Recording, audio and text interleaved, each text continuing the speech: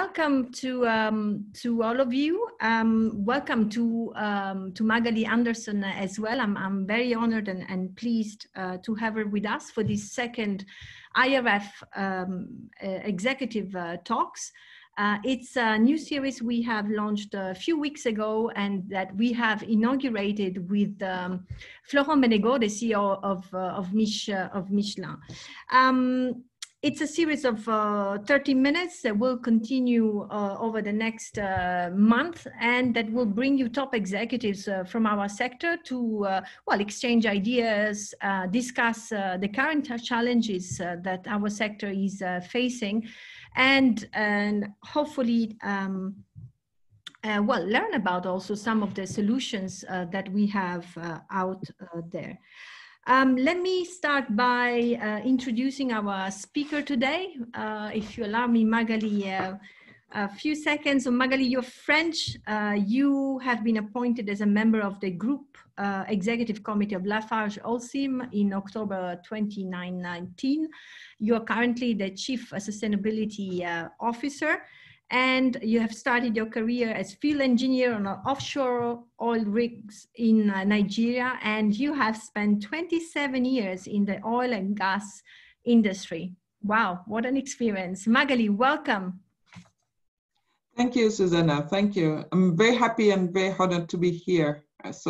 And I will just take 2 seconds to say good morning, good afternoon to everybody listening to us today. Thank you, Magali. Yes, because we have people joining us from all the sides of the world today.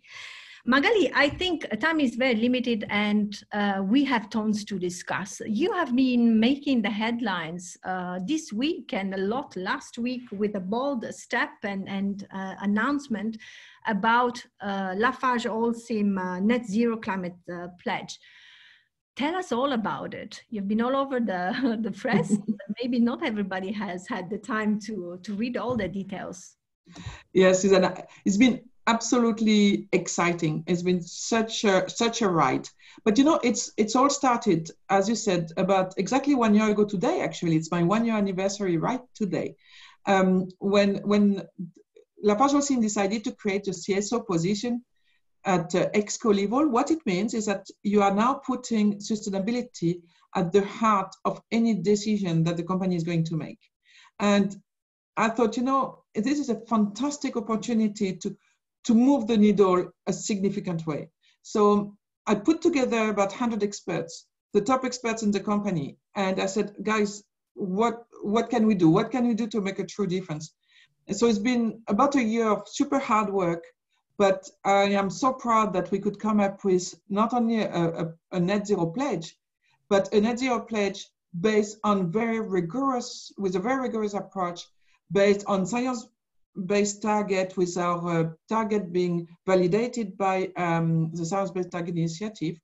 One of the hurdles we had to pass was the fact that actually the roadmap does not exist for the cement sector. So we had to work with the SBTi to actually not only make it, but also we are partnering with them to develop the roadmap for the sector, the 1.5 degree future of the cement sector. So it's incredible ride, and last week was a bit of the conclusion of this great work. And you know, I only use one hashtag now, and it's called "This is just the beginning," because yes, it was great to do this work, do the pledge, but now we have to do it, and we had to get that momentum. So very exciting time.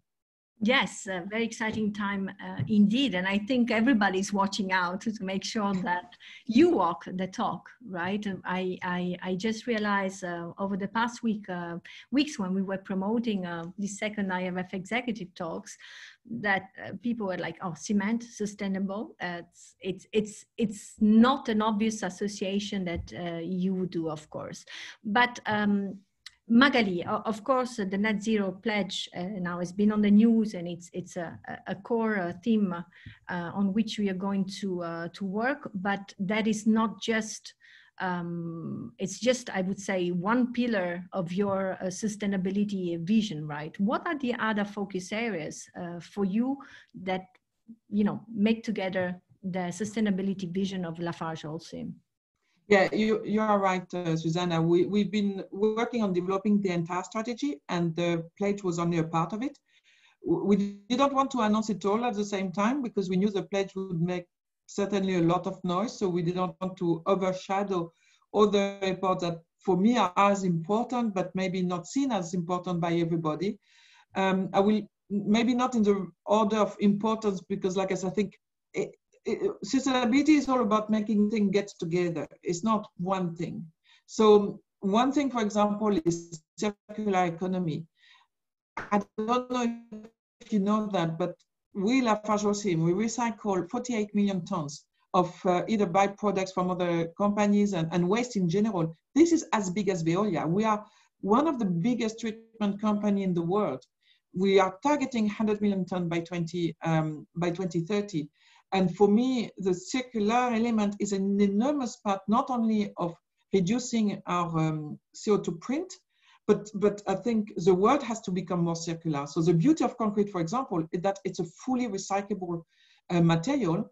And we've now, for example, in Switzerland, we are producing a cement called Sustainability, which includes 20% of demolition waste. So concrete can go back into cement or go back into concrete. And that's the beauty of it.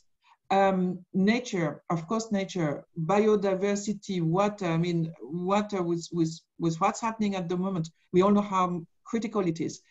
So I'm hoping to be able to make some really nice announcement on what we want to do in both biodiversity and water in the very near future, because again, it's absolutely key. Our cement plants are quite often, some of them are in very water-stretched areas, and we have to make sure that we don't use more water than we can return. And last but not least, of course, is people. Our cement plant, the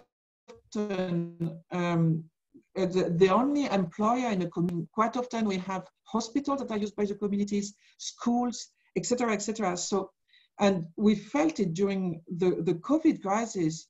It's been very important for us to put everything that we were doing aside and put all our effort to help the communities where we live, to support them. We have supported during the COVID more than 4 million people. And it's incredible what our people have done in every country, but that's absolutely key. Of course, during the crisis, but also in our everyday life. Thank you, Magali. Yes, so indeed, people have been at the center in these tricky times that we have lived through the lockdowns, and now again, because of the consequences that the COVID is having on our economies. And indeed, circular economy and this attention, finally, I would say, on preservation of biodiversity will be at the center of all these discussions on recovery. But my question to you, and I think I made a similar questions to Florent Menegaux a few weeks ago, and I will keep making this question because I think that's where exactly the key is and the real difficulty.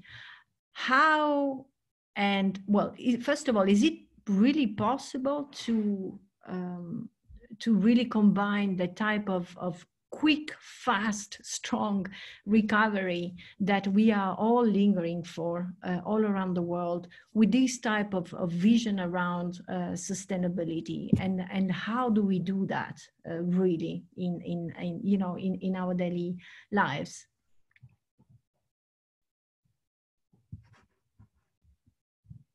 So I will start with last year and a half, 2 years, things have changed a lot on how companies have been requested by everybody. You know, I think all of us, not all of us, but a lot of us have a little Greta at home. I have a daughter, she's, you know, she makes Greta Thunberg looks like a softie.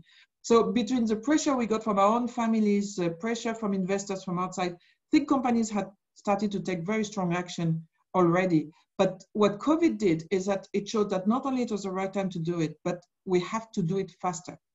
This is really, you know, the realization of the need of doing it was there, but maybe not the urgency of doing it. And I think that's what COVID brought. So, of course, the good news somehow is that it's going to align a lot of people, such as policymakers, government, etc., to understand that we need to make it happen. You know, the hashtag you have seen going around, hashtag Build Back Better, is there.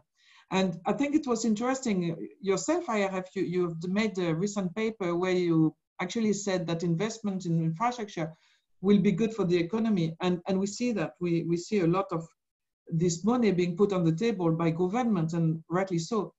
But I would say, okay, if we invest, let's make sure we do it a sustainable way. Let's make sure we do it in a way that cares for people, that takes care of the new forms of mobility. I might not hear, I would say 2 seconds about mobility, maybe because, well, actually now I walk to work. I don't need to, I'm so close to my current work, but before, when I was in Paris, I was bicycling to work. And I think it's a really interesting impact we see of COVID is how people are changing their habit, not just from homework, but also the number of big cities that have reopened, multiplying the bicycle lines they had. In Paris, they have some statistic. I think, I forgot the numbers, but the number of bicycles have increased by 2-3 times. So all of this, you know, it's for me, it's here to last. And I think being in the material and construction industry, we are clearly at the heart of those changes. And like I said, we have to do it. Let's just do it a sustainable way. And it's absolutely possible to do it that way. No, thank you for the positive message, because I think we all need to hear that, right? You have seen as well this new hashtag going around about building back better. And I strongly believe, and the entire IRF strongly believes that is possible. And in fact, I know that some people don't like to talk about opportunities created by COVID-19, because on the other side, we are looking at the tremendous loss that we have had in terms of people, right? Of lives and families being completely. But you know, Susanna, I think we should always use the word opportunities, because I am also head of health and safety. And when there is an incident and someone loses life, the worst thing that can happen is that you don't learn from it and you don't take it as an opportunity to improve. So yes, it's a drama, but if we don't make it as an opportunity, it's a double drama. Exactly. And I think, yes, we are also strongly supporting that idea that it's an opportunity for us to rethink the way we have been doing things. As you were saying, people are more at the center, things have changed. And let's face it, our sector has not been traditionally known for being a fast reacting. It's a very heavy type of industry, with plenty of innovation on one side, but at the other side, there are plenty of other things that we know we can do better, but they're still not moving. And in fact, I'd like you actually, Magali, to give us a very concrete example, because one of the comments that I get very often is like, yes, of course, you know, this is all nice talking. It's very easy, build back better. But you know, the poor engineers down on a project in the field, they also want to understand and know how this is possible, including the policymakers who have to plan and decide on new road or transport projects. Can you give us a concrete example of how can we translate this all optimism about building back better? And I know that it's not an innocent question, because I know exactly that right now Lafarge is at the forefront of really pushing digitalization in our sector, which is very much needed right now. Yeah, so obviously I'm sure you want me to talk about ORIS, and I hope some of the people listening to us have heard about ORIS that we launched in Dubai, I think about a year ago. And that's the first digital platform for sustainable road construction. And I think what's really interesting about ORIS is that, you know, we provide materials. So people think that our goal in life is to provide always more material. The more material we provide, the better. So then the next question is, but how do you want to be more circular if you make money providing materials? And this is where the originality of ORIS is that it calculates, it provides a road solution more circular, more low carbon, more resource efficient and competitive. And which means that it forces us to review our business model, because the type of gain we see, or we have seen in the different geographies in projects that have used ORIS, is that a reduction of costs up to 15%, but really up to 50% reduction of carbon, and in terms of natural resource consumption, up to 80%. So it's but again, so that we don't become ourselves the showstoppers of that type. That's why it's quite interesting to think a company like us, that is a material provider, decided to invest in digital and create ORIS. It's really that it's not that we want to promote the construction of new roads, etc., but we are saying we acknowledge we need roads. Then let's make sure that we make roads that are sustainable, that are more circular, etc., etc. So I think it's an example I like a lot anyway myself. Yes, I mean, on one side, and that's why I like the example of ORIS in a way, because it gives exactly that, an example, a concrete example of that shift in mind that our sector needs to do. Digitalization in the way that is done by ORIS will allow us to achieve a lot of gains, as you were mentioning. And it means pushing us as well to rethink procurement processes right now. And this issue of procurement is going to be quite a significant issue that we will need to tackle and tackle very fast, especially if we will have to deal with these big projects and investments that will go in infrastructure because of the stimulus packages. And I think I want to reassure everyone listening to us that it's not that we are saying, yes, build roads everywhere. It's just that sometimes we take roads for granted and we forget how important roads are to access jobs, to access health facilities, as it has been in the case over the past months with the pandemic, and basically be able to deliver on the famous SDGs, right? And that is even more clear when you look at the situation of other parts of the world than the one we are living in Europe, where we have countries that have to rely in a super vast rural road networks that is not always meeting the conditions necessary for people to be able to have a decent life and access to education and access to jobs. And I know that Lafarge has been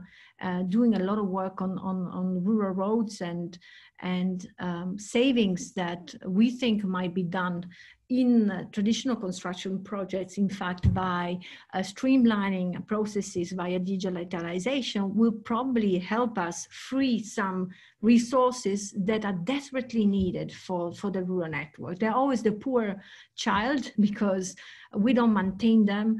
And most of it, when there's budget allocation, probably the last thing we think about is providing money to rural roads. And I know you have a very great experience with rural roads in different parts of the world. Yes, we do. I spent a lot of years of my life in countries where I think rural roads needed a bit of TLC, tender loving care.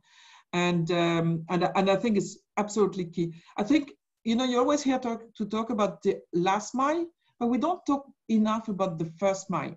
And I'm going to give you an example, and it's a banana story. And I love the name of that project because I love saying about the banana story.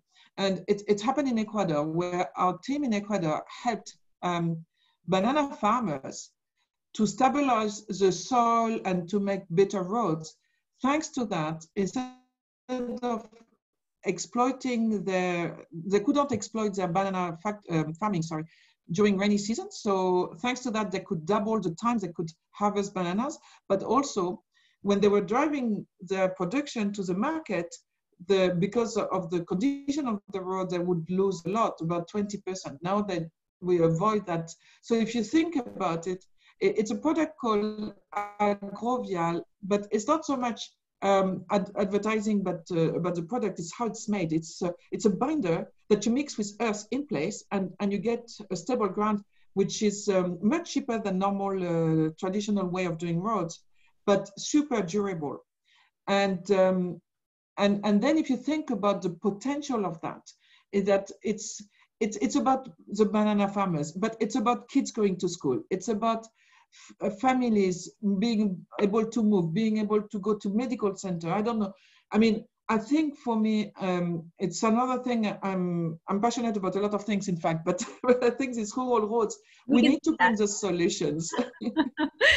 Yes, and I think in your list is also a lot of women walking around, trying to bring kids to school, and that allows me probably to move, because I check the watch going so fast, and we have to make justice to the people online and make sure we have time for their questions. But I know you are very engaged on gender issues and diversity, and so is the company that you work for.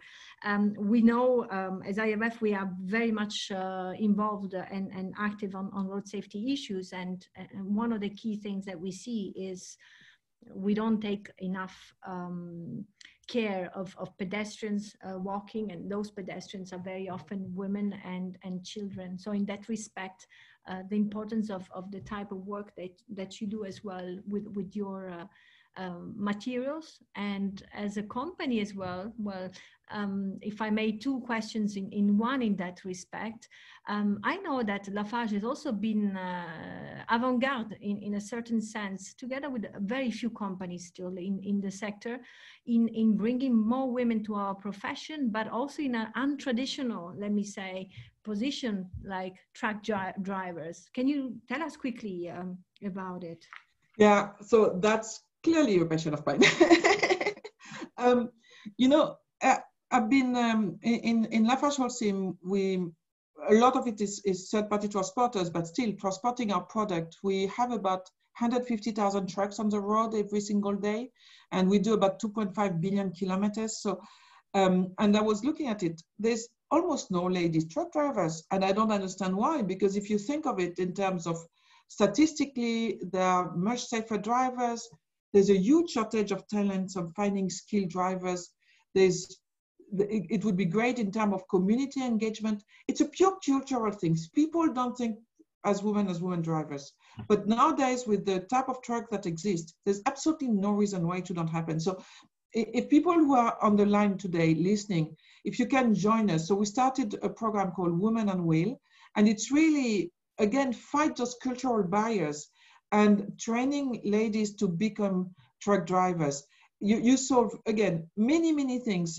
Talent shortage, you use everything, but really, and safety. If we look at the number of accidents where there are fatalities, and I'm looking at road to be a bit more statistically realistic, then you would see one, you would need more women behind the wheel. So let's all get together and get much more women behind those big trucks wheels. To start with, I would say. To start with. So much. Magali, I would have tons of questions, but I need to make justice to the people joining us. A couple of questions that are coming in. I'll read it out to you. Often for senior executives, sustainability comes at a price and costs the business. Clearly, to take the steps LafargeHolcim has taken, you have shifted the thinking of the board. How did you go about that?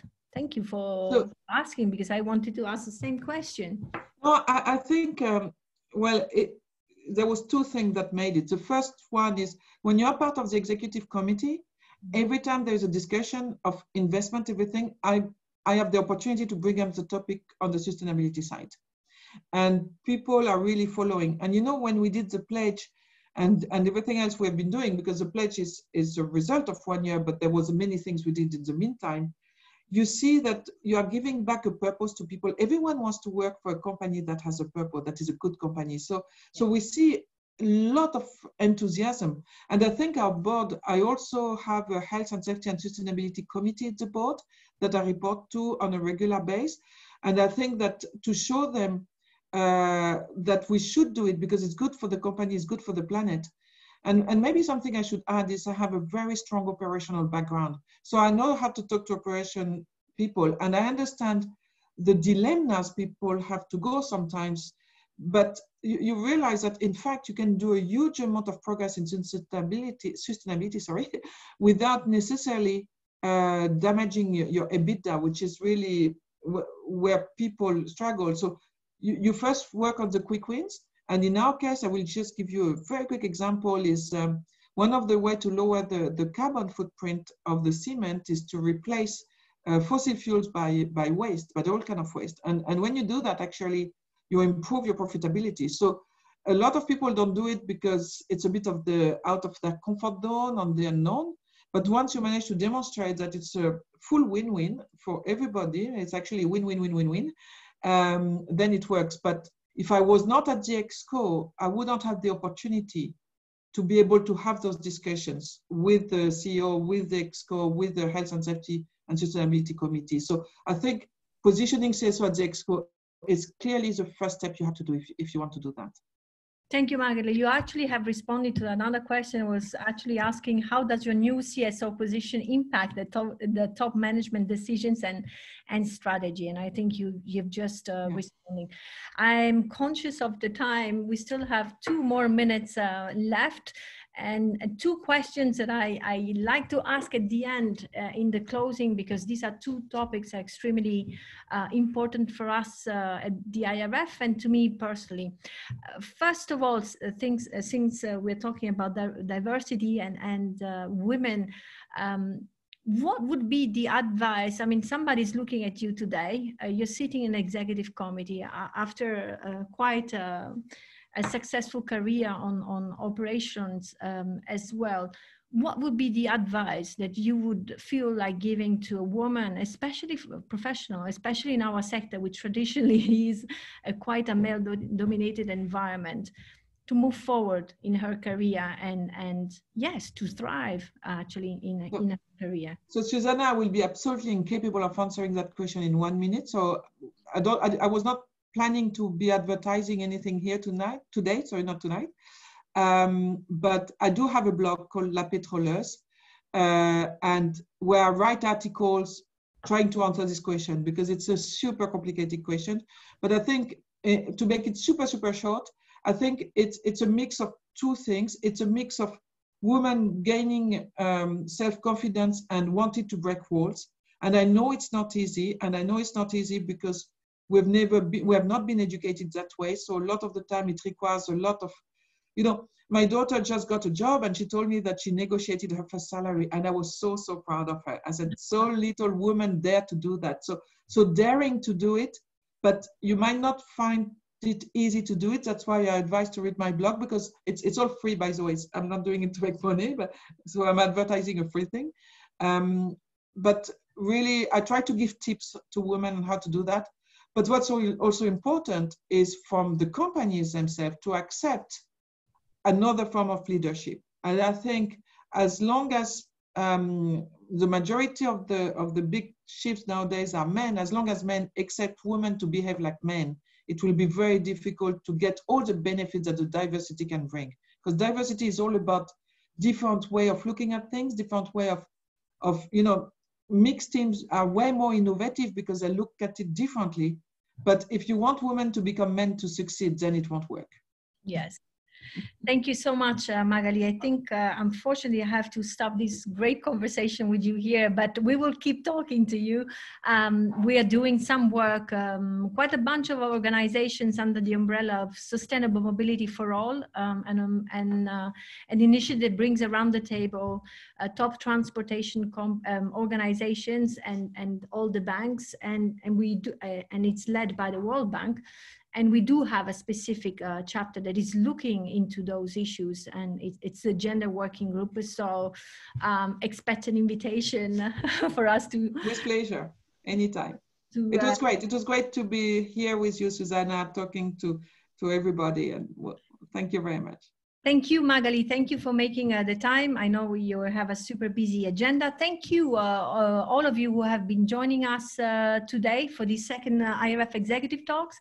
The series will continue and next speakers will be announced on our website, irfnet.ch. So stay in touch, and we'll make recordings available on our website as well, in case you want to go back to the crucial moments of this very nice conversation. Thank you. Have a great day or evening or night. Bye, Magali. Thank you so much for your time.